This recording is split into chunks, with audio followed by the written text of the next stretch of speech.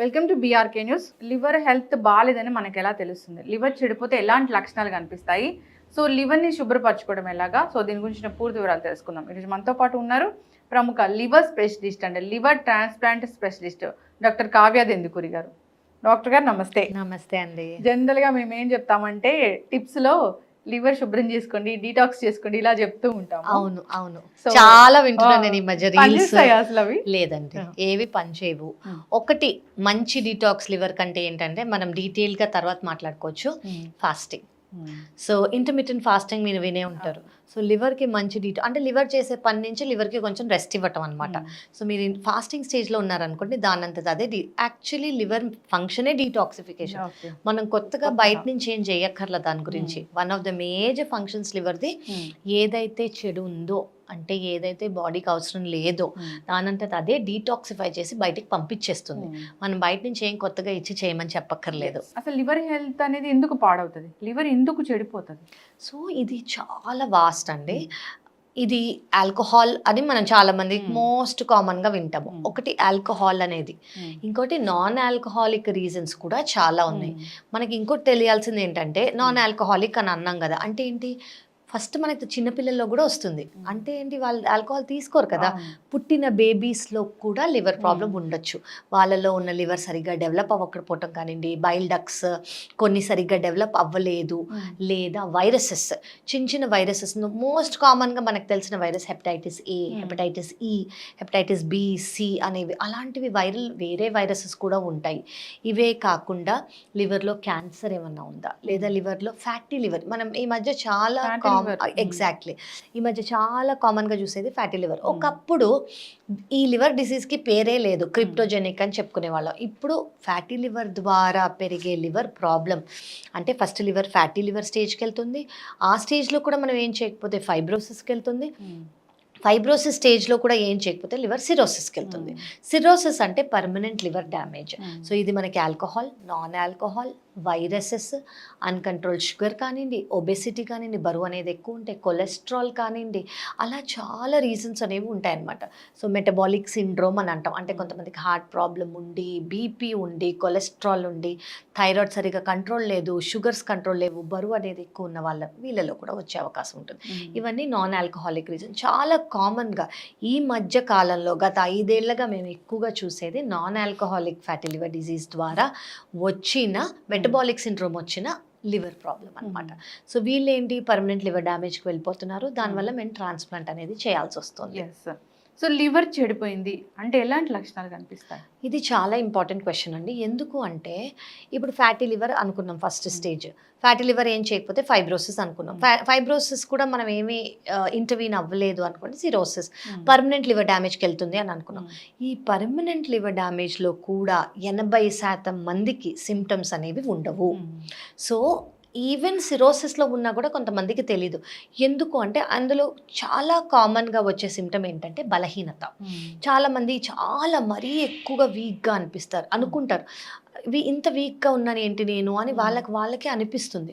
కానీ ఏమనుకుంటారంటే, ఒక 2 రోజులుగా సరిగా తినలేదు, నిద్ర సరిగా లేదు, పని ఎక్కువ చేశాను, ఇంట్లో చుట్టాలు, ఇలాంటి రీజన్స్ చెప్పుకుంటారు. కానీ వాళ్ళకి ఇది లివర్ ప్రాబ్లం వల్ల ఈ బలహీనత అని అర్థం కాదు. అది ఫస్ట్ థింగ్.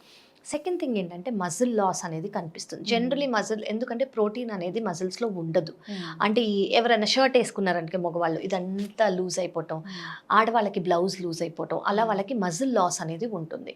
థర్డ్ థింగ్, అదే ఫెయిల్యూర్లో ఉన్నారనుకోండి, మనకి మోస్ట్ కామన్గా కనిపించేది జాండిస్.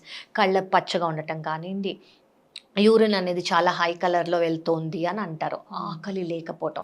అదే అక్యూట్, ఇది కూడా చాలా అక్యూట్, అంటే జాండిస్ వచ్చింది, అక్యూట్ వైరల్ హెపటైటిస్ వచ్చింది, లేదా అక్యూట్ స్టేజ్లో వచ్చింది అనుకోండి, వాళ్ళకి ఫ్లూ లైక్ సిమ్టమ్స్ అని అంటాం అనమాట. జాండిస్ ఉండటం, ఆకలి లేకపోవటము, ప్లస్ వాళ్ళకి చాలా బలహీనత, ప్లస్ ఫీవర్, చిల్స్, ఇవి ఉంటాయి.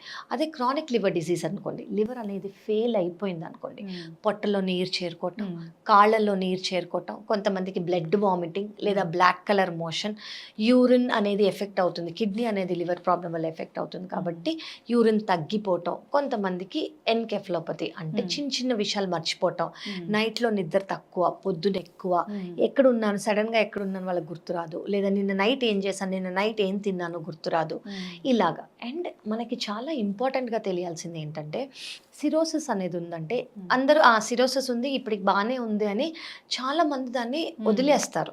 కానీ ఒక్కసారి సిరోసిస్ వచ్చిందంటే 10% మందికి అందులో లివర్లో క్యాన్సర్ వచ్చే అవకాశం ఉంటుంది. సో ప్రతి 6 నెలలకి మీరు హెపటాలజిస్ట్ చూసి blood test, CT scan, endoscopy స్టేజ్ని బట్టి చేసుకోవటం life long is very very important. ఎందుకు 6 నెలలకు ఒకసారి చేసుకోవాలి అంటే, ఫర్ ఎగ్జాంపుల్ క్యాన్సరే ఉందనుకోండి, 6 నెలలకు ఒకసారి చేస్తే ఏమవుతుందంటే మనం అర్లీ స్టేజ్లో డిటెక్ట్ చేస్తాం దాన్ని అర్లీ స్టేజ్లో డిటెక్ట్ చేస్తే దానికి ఫుల్ ట్రీట్మెంట్ ఇస్తాం. అదే ఈ రోజు సిరోసిస్ డిటెక్ట్ అయింది, వాళ్ళు 3 ఏళ్ల తర్వాత వచ్చారనుకోండి, మధ్యలో ఎప్పుడైనా ట్యూమర్ వచ్చింది అనుకోండి, అది లివర్లోనే ఉంటే మనకు 100% ట్రీట్మెంట్ లివర్ ట్రాన్స్ప్లాంటో లేదా ఆ భాగమో తీసేసి మనం సర్జరీ చేయొచ్చు. కానీ లివర్ బయటికి స్ప్రెడ్ అయింది అనుకోండి, మనం ఫుల్ ట్రీట్మెంట్ ఇవ్వలేము. సో బేసికలీ సిమ్టమ్స్ ఏంటంటే 80% మందికి ఉండదు, కానీ కొంతమందికి బలహీనత, వెయిట్ లాస్, ఆకలి లేకపోవటం, జాండిస్, మరీ ఫెయిల్యూర్ అయితే ఆ సిమ్టమ్స్ అనేవి ఉంటాయి. అసలు అంటే ఇప్పుడు ఒక ఏజ్ దాటింది, వాళ్ళు మీరు చెప్పిన ఆ 3 టెస్టులు చేయించుకోవాలంటే ఏ ఏజ్ దాటాక చేయించుకోవాలి? నేను ఏమంటానంటే వితౌట్ ఏజ్ అండి, ఎందుకంటే ఇప్పుడు మనకి ఫ్యాటీ లివర్ అనేది ఈ ఏజ్కే రావట్లేదు, మన లైఫ్ స్టైల్ ప్రాబ్లం అయిపోయింది. అది ఇంట్లో కూర్చుని వర్క్ ఫ్రమ్ హోమ్ కానివ్వండి, డైట్ అనేది చాలా ఈజీగా 1 క్లిక్లో దొరుకుతుంది కావచ్చు, మన లైఫ్ స్టైల్ అది ఆల్కహాల్ కానివ్వండి, పబ్బింగ్ కల్చర్ కానివ్వండి, నైట్ లైఫ్ కానివ్వండి, ఇవన్నీ చాలా ఎక్కువ అయిపోయాయి. సో ఈ ఏజ్ వాళ్ళే నేను అనట్లేదు, 1 ఇయర్కి ఒకసారి just normal liver function test, viral panel, ఒకసారి వైరల్ ప్యానెల్ చేశారు అది నెగిటివ్ వచ్చిందంటే మళ్ళీ చేయక్కర్లా, లివర్ ఫంక్షన్ టెస్ట్, అల్ట్రాసౌండ్ చేస్తే సరిపోతుంది. బేసిక్గా లివర్ ఎలా ఉందని మనకు అర్థమైపోతుంది ఈ పారామీటర్స్లో. మేమేం చేస్తామంటే ఫైబ్రో స్కాన్ అని కూడా చేస్తాం. ఫైబ్రో స్కాన్ అనేది ఏంటంటే, ఇప్పుడు ఫ్యాటీ లివర్ ఉందనుకోండి, మనకైతే అల్ట్రాసౌండ్లో తెలుస్తుంది, కానీ ఎంత ఫ్యాటీ లివర్ ఉంది, ఒక రేంజ్ కన్నా ఎక్కువ ఉందా, దీనికి ట్రీట్మెంట్ ఇవ్వాలా లేదా వదిలేయచ్చా, డైట్ మోడిఫై చేస్తే సరిపోతుందా అనేది మనకి ఫైబ్రో స్కాన్లో తెలుస్తుంది. ఫైబ్రో స్కాన్ కూడా ఒక అల్ట్రాసౌండ్ ప్రొసీజరే, అది కూడా మనం స్కాన్ చేసినట్టే, నొప్పి అనేది ఏమీ ఉండదు. వితిన్ 4 to 5 minutes మనకి రిజల్ట్ వచ్చేస్తుంది. దాన్ని బట్టి మేము ట్రీట్మెంట్ ఇస్తాం. అది 3 నెలలు అవసరమా ట్రీట్మెంట్, 6 నెలలు అవసరమా. దీని అడ్వాంటేజ్ ఏంటంటే ఫ్యాటీ లివర్ అనేది ఇప్పుడున్న మెడికేషన్స్ ద్వారా కంప్లీట్గా మనం రివర్స్ చేయొచ్చు. ముందు మేము అలా రివర్స్ చేయడానికి కానీ ఓన్లీ లైఫ్ స్టైల్, ఆకలి, వాకింగ్ చేయండి, బరువు తగ్గండి, షుగర్ కంట్రోల్ పెట్టుకోండి, కొలెస్ట్రాల్ కంట్రోల్ పెట్టుకోండి అని చెప్పేవాళ్ళం. ఇప్పుడు ఏంటంటే ఉన్న మెడికేషన్స్ ద్వారా అఫ్కోర్స్ అండర్లైన్ దేనివల్ల అయితే ఫ్యాటీ లివర్ వచ్చిందో అది ఆపుతూ, అది కంట్రోల్ చేస్తూ ఈ మెడికేషన్స్ తీసుకోవాలి. 100% లివర్ అనేది నార్మల్ అవుతుంది. మరి మీరు లివర్ ట్రాన్స్ప్లాంట్ స్పెషలిస్ట్ అయితే, ట్రాన్స్ప్లాంట్ అయిన వాళ్ళందరికీ కూడా అంటే అందరూ కూడా నార్మల్ లైఫ్ లీడ్ చేస్తారా? అన్నీ కూడా సక్సెస్ అవుతాయా? 100% అండి. అసలు మనం ఇంత మేజర్ సర్జరీ చేసేదే వాళ్ళకు ఒక సెకండ్ లైఫ్ ఇవ్వడానికి. ఓకే, ఇప్పుడు అందరికీ సక్సెస్ అవుతుందా అంటే, మనం ఎవరికి చేస్తున్నామో, ఏ కారణం వల్ల చేస్తున్నామో, ఏ ఏజ్లో చేస్తున్నామో, ఇది చాలా ముఖ్యమైనది. సో మేము ప్రతి వాళ్ళకి ప్రీ లివర్ ట్రాన్స్ప్లాంట్ ఇవాల్యుయేషన్ అని ఒకటి చేస్తాం. అంటే ఏంటంటే, మీకు ఈ ప్రాబ్లం ఉంది, సో మీరు లివర్ ట్రాన్స్ప్లాంటేషన్కి ఫిట్టా కాదా అని మేము ఒక చేసే టెస్ట్. అందులో heart doctors, lung doctor, anaesthesia doctors, మేము అందరం కలిసి చూసి ఓకే ఈ పేషెంట్ ఫిట్ అని మాకు తెలుస్తుంది. అదే ఈ ఇవాల్యుయేషన్లో మాకు ఫిట్నెస్ లేదు, ఇందులో ప్రాబ్లం ఉంది, అందులో ప్రాబ్లం ఉంటే వాటిని కరెక్ట్ చేసి ట్రాన్స్ప్లాంట్ చేస్తాం. లేదు ఈ ప్రాబ్లం ఎక్కువ ఉంది, రిస్క్ అనేది చాలా ఎక్కువ ఉంది అంటే దాన్ని బట్టి మేము చెప్తాం అనమాట, మీకు ఇంత రిస్క్ ఉంది, మీరు లివర్ ట్రాన్స్ప్లాంట్ చేసుకుంటే రిస్క్ ఇంత, చేసుకోకపోతే రిస్క్ ఇంత అనేది కూడా మేము చెప్తాం. సో ఇదంతా మనకి ప్రీ లివర్ ట్రాన్స్ప్లాంట్ ఇవాల్యుయేషన్లో తెలిసిపోతుంది. లివర్ ఇచ్చిన వాళ్ళు కూడా నార్మల్గా ఉంటారండి, ఇది అందరికీ తెలియాల్సిందే. లివర్ డోనర్ అంటే ఒక నార్మల్ మనిషి, ఆయనకి ఏ ప్రాబ్లమ్స్, ఆవిడకి ఏం ప్రాబ్లమ్స్ లేకుండా మా దగ్గరకు వస్తున్నారు. ఫస్ట్ వాళ్ళకన్నా ఎక్కువ మాకుంటుంది. ఓకే, నార్మల్ మనిషి వస్తున్నారంటే వాళ్ళకి నార్మల్గానే బయటికి పంపించాలి. సో పేషెంట్కి ఎవరైతే లివర్ ట్రాన్స్ప్లాంట్ చేయించుకుంటున్నారో వాళ్ళకి మేము ఎలా ఇవాల్యుయేషన్ చేస్తామో అలాగే డోనర్కి కూడా చేస్తాం. ఓకే, డోనర్ ఎలా ఉన్నారు, డోనర్ హెల్త్ ఎలా ఉంది. ఫస్ట్ ఏంటంటే 18 ఏళ్ళ కన్నా ఎక్కువ, 52 ఏళ్ళ కన్నా తక్కువై ఉండాలి. మరి బరువు ఎక్కువ ఉండకూడదు, షుగర్ కంట్రోల్ లేకుండా ఉండకూడదు. వీళ్ళది వాళ్ళ లివర్ ఎంత ఉంది, వాళ్ళ లివర్ వీళ్ళకి పడుతుందా లేదా, వాళ్ళ ఫ్యామిలీ మెంబర్ అయి మాత్రమే ఉండాలి. Same blood group, family member అయి ఉండాలి. బయట ఫ్రెండ్స్ వెల్ విషెస్ ఇవ్వలేరు అనమాట. సో వాళ్ళకి ఇవాల్యుయేషన్ చేస్తాం, వాళ్ళు ఎలా ఉన్నారు, వాళ్ళకి స్కాన్స్, బ్లడ్ టెస్ట్ అన్నీ చేసి ఓకే వాళ్ళకి లివర్ ఇస్తే వాళ్ళు బాగానే ఉంటారు అని అనుకుని జనరలీ 5th లేదా 7th డే డోనర్ని మేము డిశ్చార్జ్ చేస్తాం. ఈ ఇవాల్యుయేషన్ చేసేటప్పుడు మాకే డోనర్కి 1% రిస్క్ ఉందన్నా కూడా మేమే వద్దంటాం. సో వాళ్ళకి లైఫ్ రిస్క్ అనేది 0, లైఫ్ రిస్క్ అనేది డోనర్కి ఉండదు. రెస్ట్రిక్షన్స్, ఇది తీసుకోకూడదు, ఇది చేయకూడదు, ఇది తినాలి, అది తినద్దు అని ఏముండవు. మాత్రలు అనేవి ఏమీ ఉండవు. వితిన్ 2 weeks to 4 weeks అంటే 2 వారాల నుంచి 4 వారాల వరకు లివర్ అనేది ముంత ఎంత ఉందో అంతకి పెరిగిపోతుంది. సో లివర్ అనేది రీజనరేటివ్ ఆర్గన్ కాబట్టి వాళ్ళకి డోనర్కి normal. So normal life, restriction లేదు, మెడికేషన్స్ లేవు. ఖచ్చితంగా మ్యామ్, చాలా చక్కగా చెప్పారు. వన్ ఫైనల్ క్వశ్చన్, ఇప్పుడు బ్లడ్ రిలేషన్ వాళ్ళే ఇవ్వాలా? అవునండి, నో వన్ ఎల్స్. అంటే ఇదొక government protocol.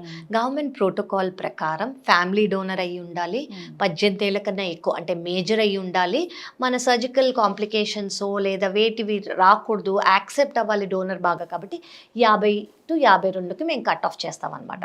So first degree family మెంబరా, సెకండ్ అంటే ఎంత దూరం ఫ్యామిలీ మెంబర్ అయితే అంత పేపర్ వర్క్ ఉంటుంది. పేపర్ వర్క్ అంటే ఏంటంటే ఓకే వీళ్ళకి రిలేటెడ్ అని గవర్నమెంట్ అనేది చూస్తుంది అనమాట. ఓకే రిలేటెడ్ పర్సనే ఇస్తున్నారు అని తెలియడానికి మనకి family member same blood group అయ్యి ఉండాలి. చాలా చక్కగా చెప్పారు, చక్కటి ఇన్ఫర్మేషన్ మ్యామ్. లివర్ గురించి, లివర్ ఎందుకు చెడిపోతుంది, చెడిపోయిందని ఎలా తెలుస్తుంది, లక్షణాలు ఎలా ఉంటాయి, లివర్ టెస్టులు ఎప్పుడు చేయించుకోవాలి, వచ్చిన అడ్వాన్స్ ట్రీట్మెంట్స్ ఏంటి, లివర్ ట్రాన్స్ప్లాంట్ గురించి ఇంకా ఎవరికైనా డౌట్ ఉంది అంటే ఒకసారి కాంటాక్ట్ చేయాలని కోరుకుందామండి. చాలా చక్కటి information. Thank you so much.